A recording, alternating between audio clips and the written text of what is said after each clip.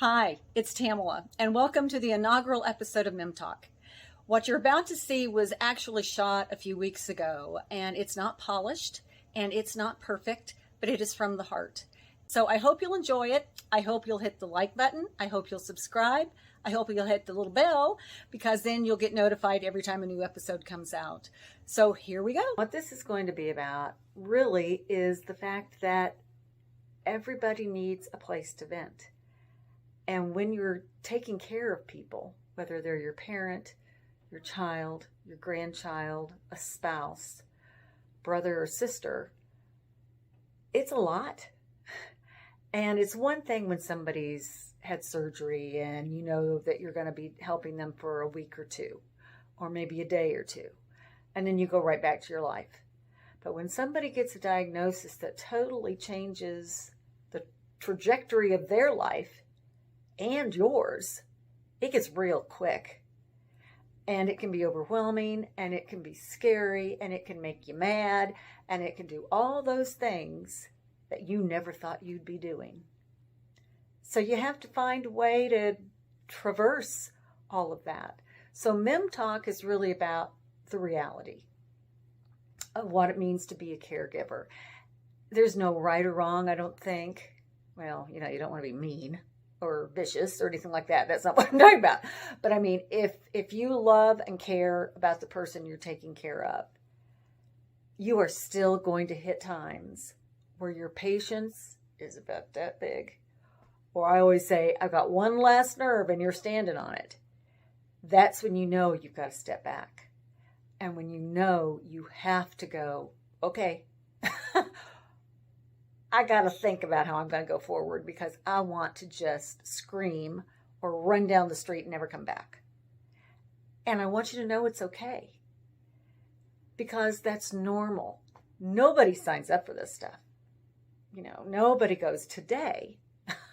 I hope that somebody I love has this issue that comes up and I've got to give up everything to take care of them. It doesn't happen like that. It just doesn't.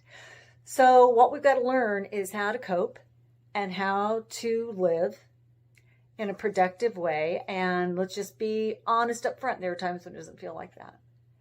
And I want this to be a space where you can come and listen and go, I feel exactly the same way. So you're not crazy and you're not the only one.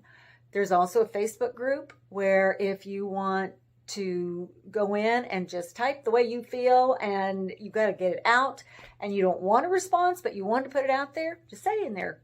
Don't need a response, just need a vent. Fine.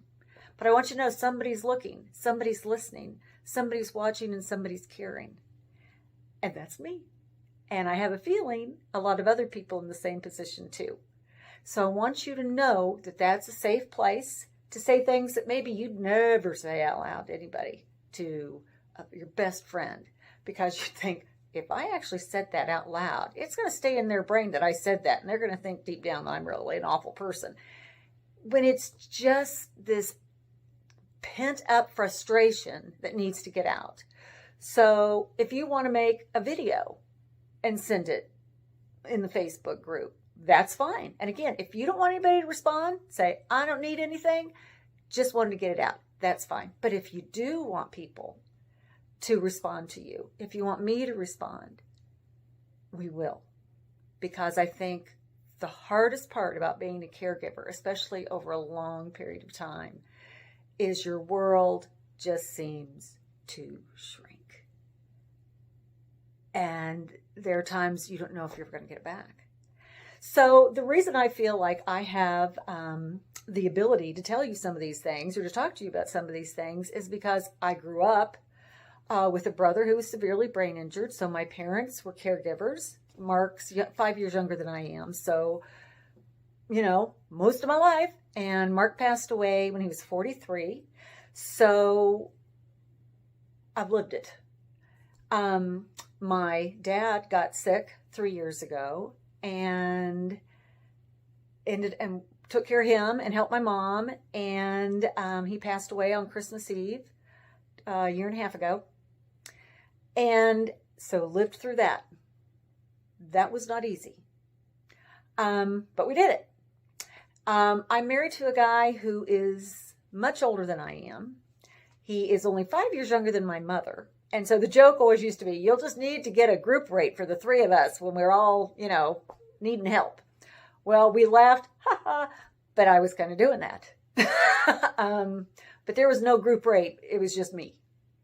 Now, my kids are great. And of course, they help when they can. But it's different. And if you're in that situation, it's different. And then our granddaughter was born with a condition that's very rare. And so after she was born at the age of 7 weeks, she had surgery and she could not be picked up for over a month.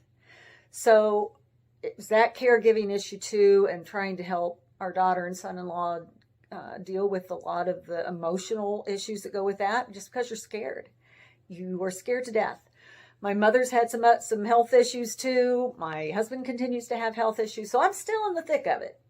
But the thing I realized in the past few months is, you know what? I'm not feeling like I'm here all the time. And I thought it's because I think I'm actually learning.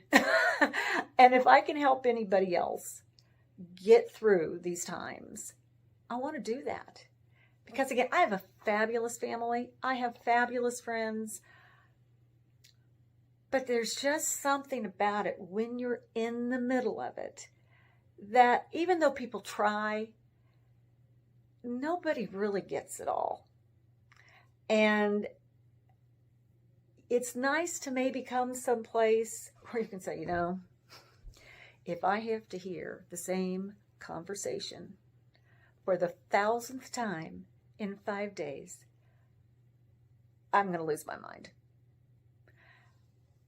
It just helps to know that the person who just heard me say that goes, I know exactly what you mean. You are not alone. And for some reason, immediately you feel better. So real quick, one of the reasons MIMtalk is because it started out being like mom in the middle. I have older parents, and then I have my husband, and then I have my children, then I have my grandchildren, and here I am smack dab in the middle of it.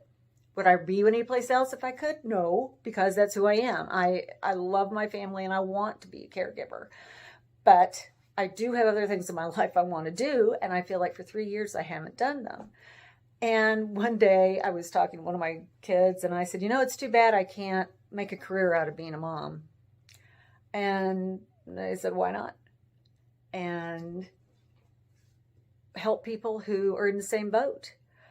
Maybe parents who have kiddos who they're having to take care of in ways they never expected, and just need to know that there's somebody out there who's on the ride with them and can understand. Maybe not every step of your journey. I'm not saying that, but I want you to know you've got a safe spot and a safe place to go.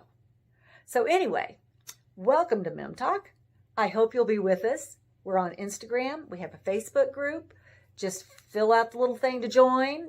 You will be vetted. And I will tell you this, anybody gets snarky, nasty, inappropriate, they're out. So you don't have to worry about people, causing you problems, because we'll take care of that. So anyway, look forward to hearing from you and seeing what other things you'd like to talk about and hear about and discuss. And maybe you've come up with some great ideas. I don't know about you, but one of our biggest issues when somebody had surgery on an arm was how to get their pants pulled up by themselves. I still haven't solved that one. So if you have any ideas, please let me know. Have a wonderful day. I want you to know I'm thinking about you. I understand. Love you. Take care. And we'll be back in touch soon. Bye-bye.